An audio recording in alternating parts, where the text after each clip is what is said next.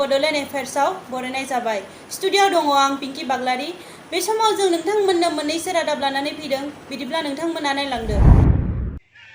मणिपुरनि मीराबाई चानुखौ होख्रावनानै बरायनाया थारैनो गेलेगिरिफोरखौ थुलुंगा होदों।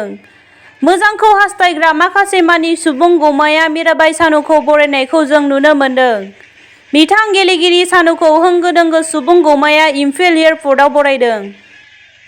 चानुआ बरायनाय आरो अनसायनायखौ नुनानै मेगनाव मोदै गनायजों बिमाखौ एयारपर्टआव गोबायो। मणिपुरनि सीएम बिथाङाबो एयारपर्टआव बरायनो गोसो गुदुं आरो रंजानायजों नुजाहैयो। रोजासो सुबुङा लामायाव लाइन जानानै अलिम्पिक सिलभार मेडालिस्टखौ बरायो। बिनिनो सिगांग्रो बिथाङा जेब्ला टकिय' अलिम्पिकनिफ्राय मोनफैयो अब्ला गुदुं बरायनायखौ दिल्ली एयारपर्टआव मोननो हादोंमोन। मणिपुरी गेलेगिरिया भारत हादरनि मेडेलनि सानखोखौ सानलांनो वेटलिफ्टिं सिलभार मेडेल लाना बेखेवजेनो। मणिपुर गभर्नमेन्टआ बिथांखौ स्पर्ट्स एएसपि महरै रायजोआव थिसनो आरो 1 कौटि रां बान्था होयो।